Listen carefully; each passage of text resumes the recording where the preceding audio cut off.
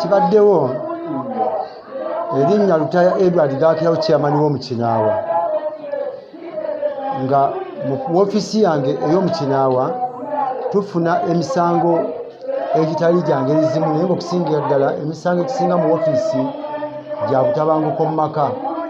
Omwami Salongo nga yawasa Nalongo Giwanita era gwazaddemukko ku baana abawera bafunye obutakkaanya wakati owa boda aludde ng'atwala mukyala we okusuubula mu butale obw'enjawulo omuli Nateete Kasenge wamu ne Busega ng'asuubula ennyaanya n'ebintu ebirala ng'ebirime. Omwami yakizudde nti ddala omwami oyo amuvuga amutebeeza okuba nti yaganza mukyala we. Batuuse mu kutabanguka n'owa boda n'amutegeeza nga ye bw'atakikolangako okubeera ng'ayagala mukyala we.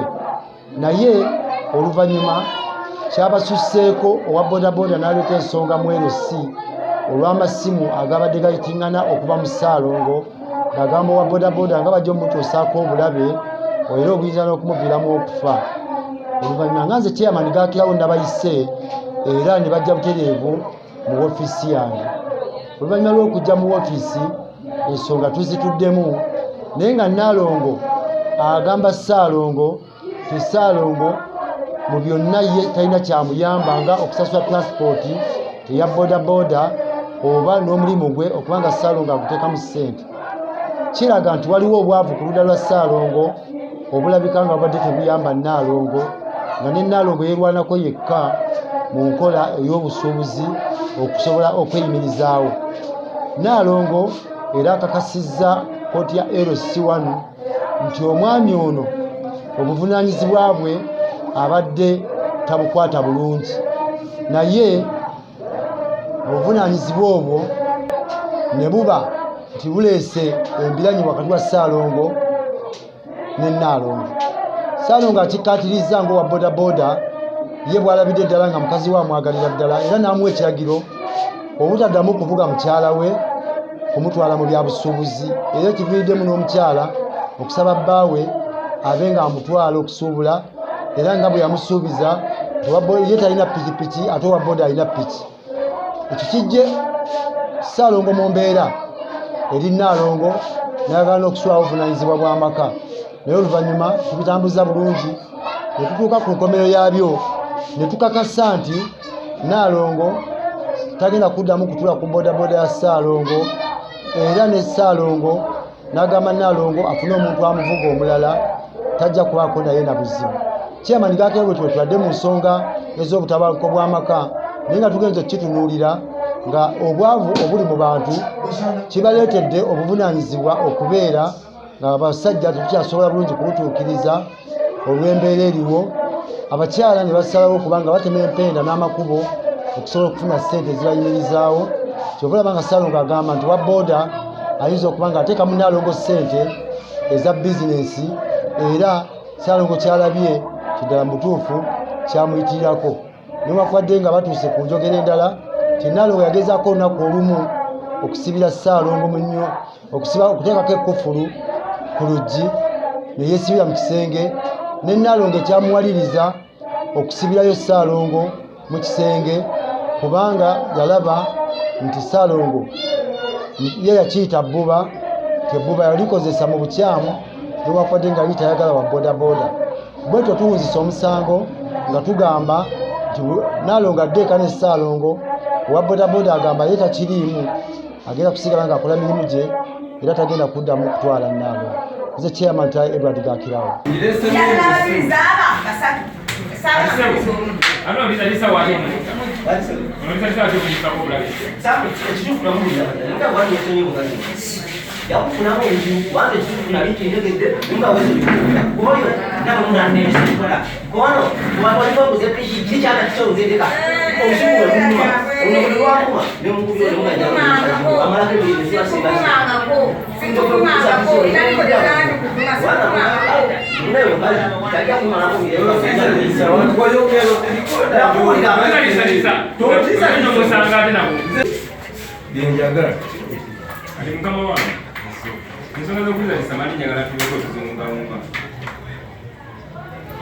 Omwami ono yali kodingizinga wagane kati ova wano nti nkutegedde omanyi sikumanyi simanyi tokkolera ojakusanga kati nze njagala basala akusiba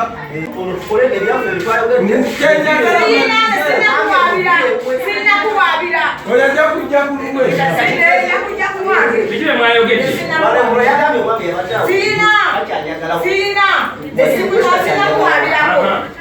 Naga bejawudde tukoleki yalinge zimubiri keriyo takutizizo yagamba yade sivaawo nfena kusibirawo nesina kuwabirako sogera kwesirakusira era wandise omukubendekyo saawa ttaano wamunaana ono nze singa njakukala naye sinda kuda mukirasi naye onavuma obudde okukyolekula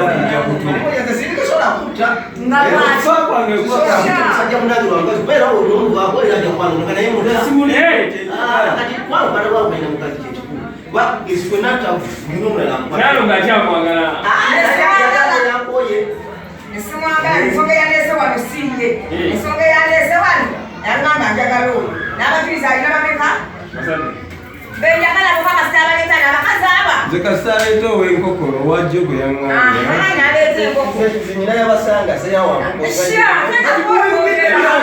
tirugira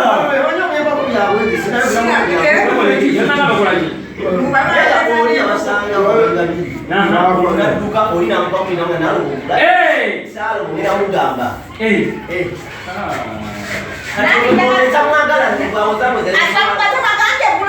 tusanga mu nyumba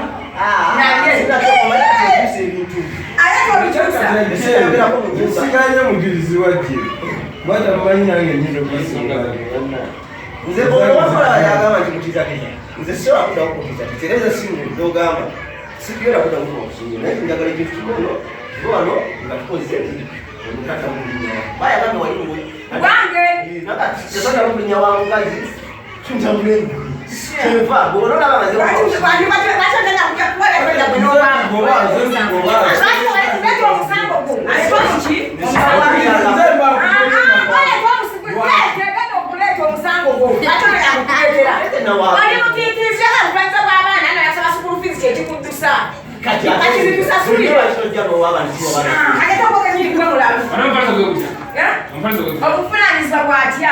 bulijjo nga tujja kuba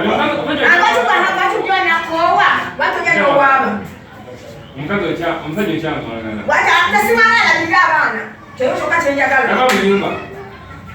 amperedagano yamuyagamba alina oligino nze sikirabo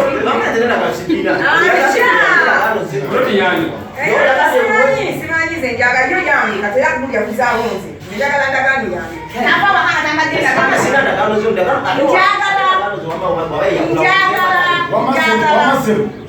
yagamba nti bato omwana oli omutaliga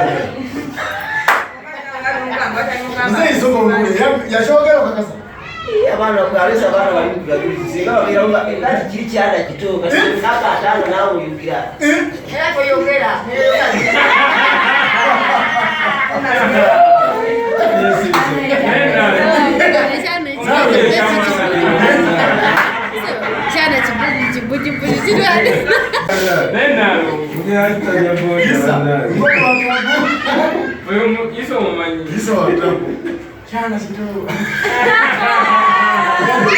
njagala basatu njagala omukazi gwene kumudaala akola ngo nanze okulya ekyemisana ewaka kumudaala yagamba nalya ekyemisana kijja bwalisi yagamba nze gwenjagala sanga kimuyansanga nze njagala abo basatu era tugamba yakwamutooja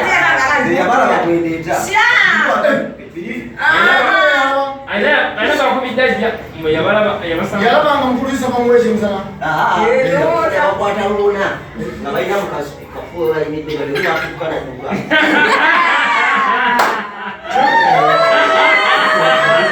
okumanya byabwe oyinza okudda omukazi watali bulugama timukutebona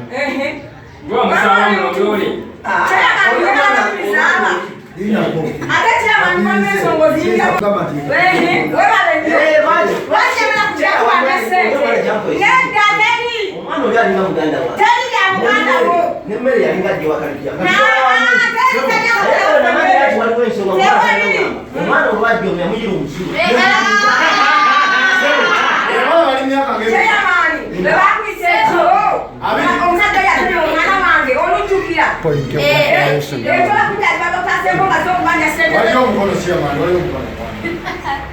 oyo kigundi yajjange waka nalya emmere nga mukwano gwaffe kati oba lwalina lusooka kikundu yaliwa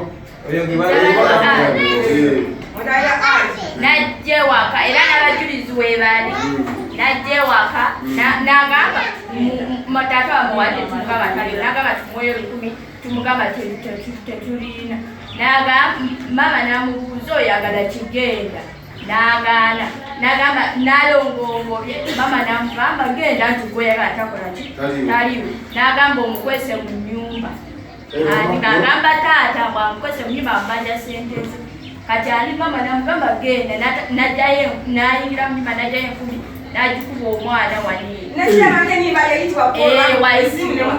kitegeeza omwami oli alina alinamu obusungu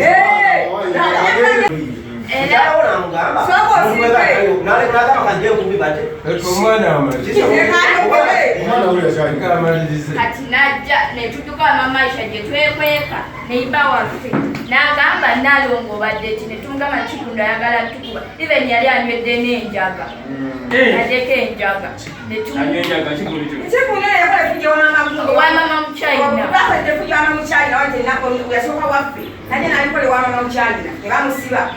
kati awo n'abajulizi gye bonna gye bali ewaka era ne taata mama Abe yaliwo nga Kikundo mwaseteza n'omugamba twetadde yaliwo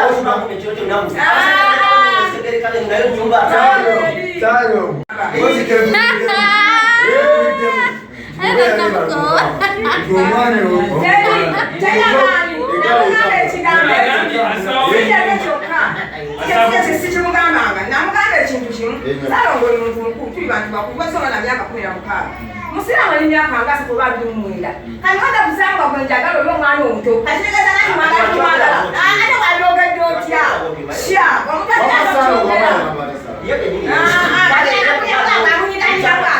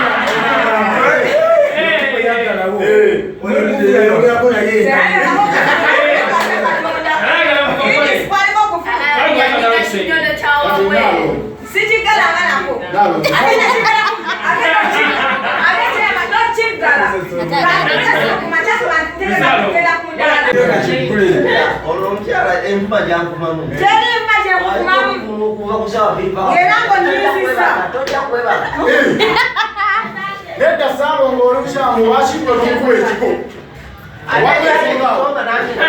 Ekika sasa kuwanga. Kyabaka wanasiba.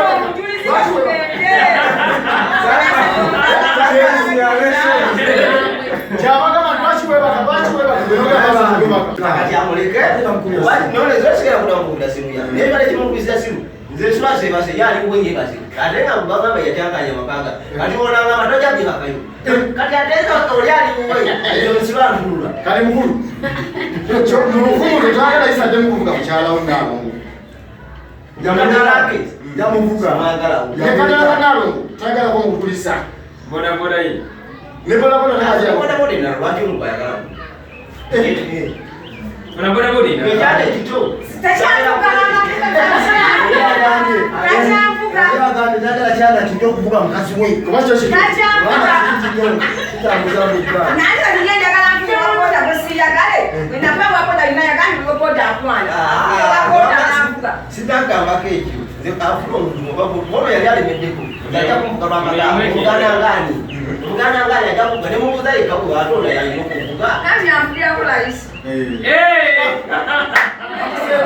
Bwamuvuga n'ebintu byalesa bifuna ko kubata museera. Amafuta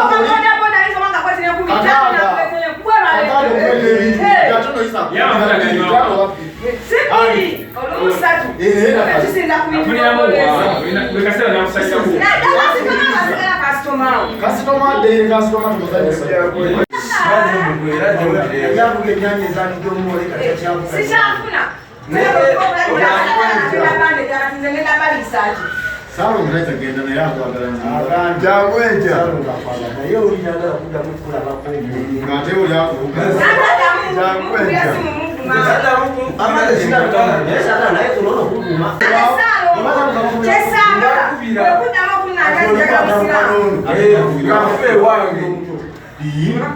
Kanono mkulu wa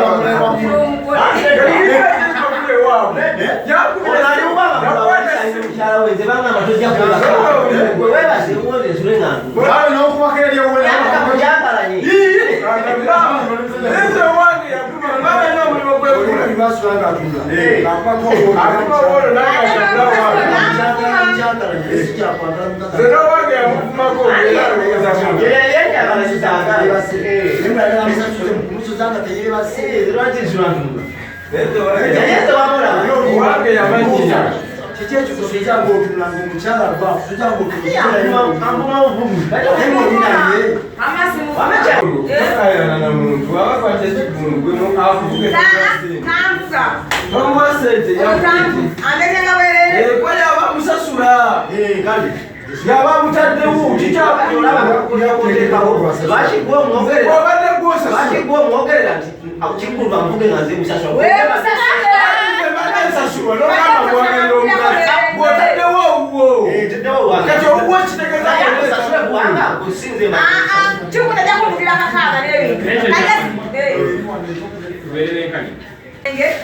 Kwanga kuli penyanya nga ndikumudasa wanga kumusanvu. Owulira ne mugampidde omuntu kwatigenda ogendo n'eki n'ezange. Ate atasobola kulanga nti Nalongo kwesiga kuzimugwa.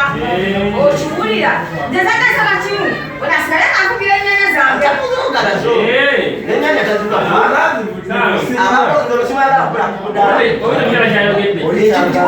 Ayinamu obwesigwa mu ye. oba nyanya oba butundu Ate nkwete kunana alikuja. Atali kikundu. Atali kiwatigeza mwango gwa mwana oli nawe kikundu. kati wabali omulala kati nange sikufuna nawe wewefunire Bwangana chikunanga isimukola chi. Ekatukuka mu kisono nyinyi. Kitono Business. Sira nazo wachimwauka. Atenga kwa.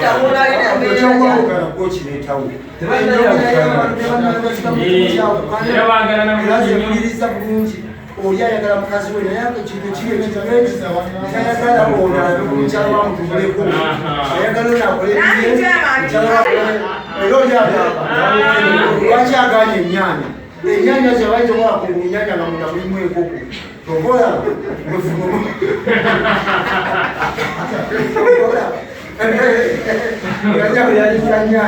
ayagala olekunkoko yani ayagala kimu omuntu omulala agenda okukuliranga yeetaalo enkoko kyagamba mirundi emeka ng'agigula awaka Baziguze lumule ng'agiguze ezo si nsonga. Bizinesi yange yafa kubanga entazi yange yaleetera ennyanya okuliwa Nalongo eri mu Katanga nyange zikyajja. Tetenyaga Salongo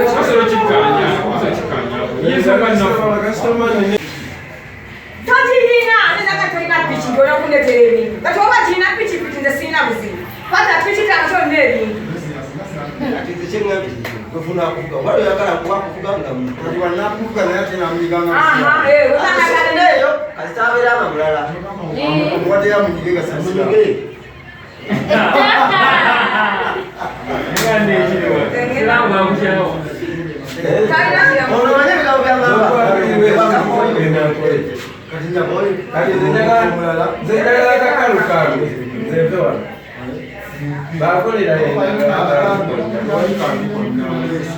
Tajja mukubira kuba betagenda kuddamu kubuga naye saaga abateebereze bateebereza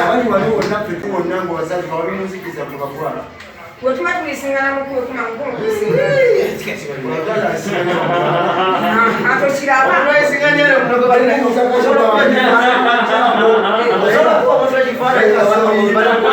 naye kibi bakukwata ku mukono okubbala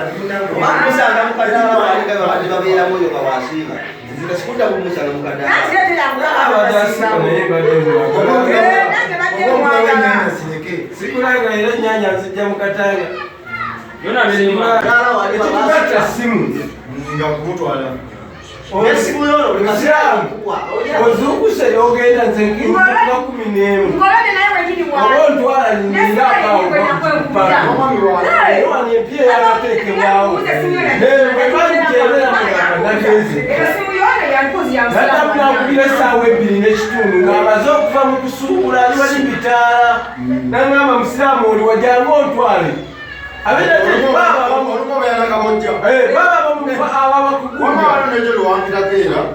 nagenda okulaba ng'obudde eri wakumbona ekyajjeeko oliwanyamuliramu ye muntu oli amugamba okusanga akulegera tali nalyo mukama wano talinyanya gyamusasula kyenamusalidde kwewatana bigambo nono omusajja awuliza nnyo ebigambo mugambeko n'omugambomusanga amukwegerera wa bwe toyogera leete yatulaba bayogera tuyogera kwoli yatulaba alina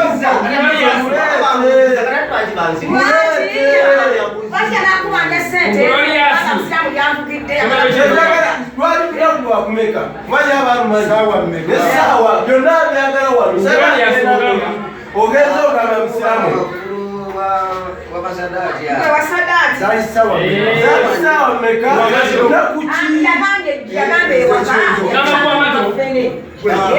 essaawa nyo ina mukumotegeeza kutegeeza okulaba abantu bayimiridde n'ogamba tugundi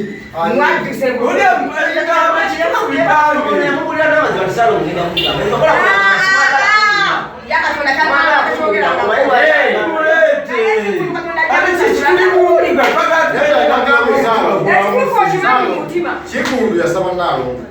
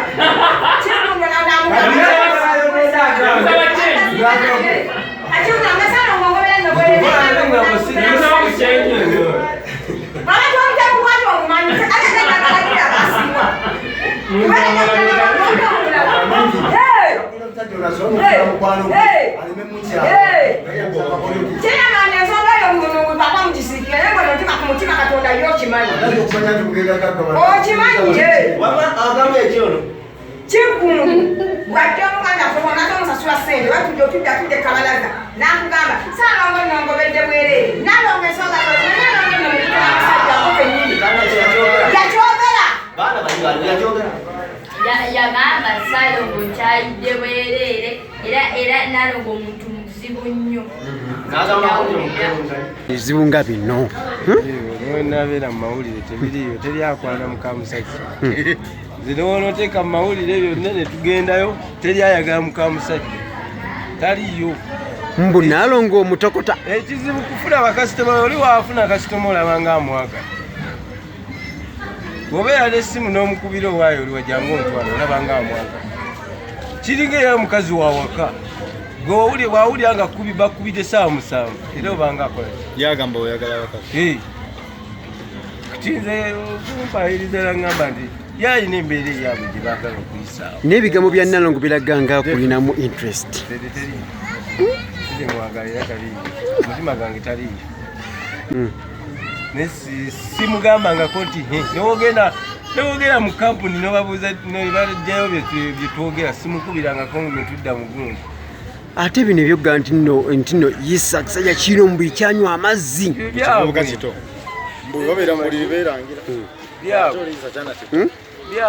ate embeera y'omubuliri bwabwe sibeera y'omubuliri bwabwe tebamanyi mbwogera beebase eno ogera beebase eno nga gwokuba essimu eri ng'otabula amaka gago sikubanga yankubira naye nagira nakubeewo naawe atabula agago gaguma owange nebaza Katonda owange omukazi yamanyi kiri mu mutima kye kyayagala akimanyi tangambangako nti kuba olwankubira yagikwata nako essimu nayogera ne Salongo n'amuvuma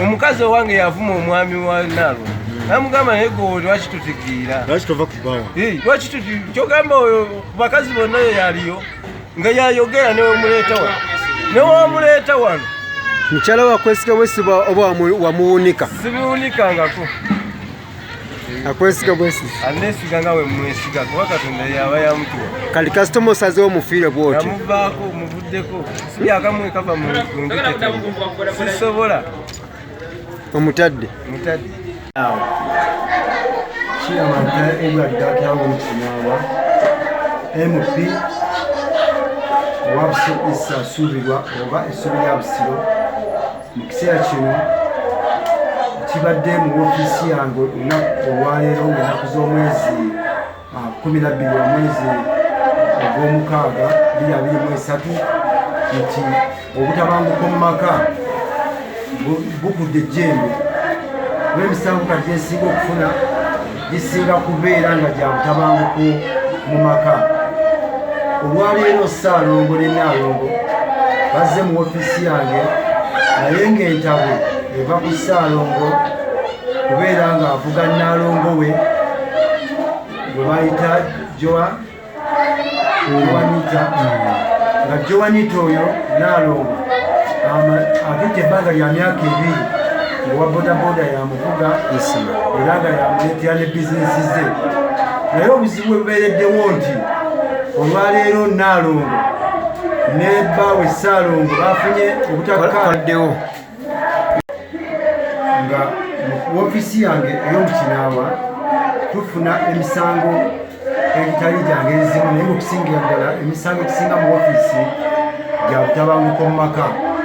Omwami Salongo nga yawasa Nalongo Joanita era gwazaddemukko ku baana abawera bafunye obutakkaanya wakati owa bodaboda aludde ng'atwala mukyala we okusuubula mu butale obw'enjawulo omuli Nateete Kasenge wamu ne Busega ng'asuubula ennyaanya n'ebintu ebirala ng'ebirime. Omwami yakizudde nti ddala omwami oyo amuvuga amujebeza okuba nti yaganza mukyala we batuuse mu kutabanguka n'obwa bodaboda n'amutegeeza nga ye bwatakikolangako okubeera ng'ayagala mukyala we, naye oluvannyuma kyabasuseeko owa bodaboda n'aleeta ensonga mu LC olw'amasimu agabadde gayitingana okuva mu Salongo ng'agamba owa bodaboda nga bajja omutuusaako obulabe era obuyinza n'okumuviiramu okufa.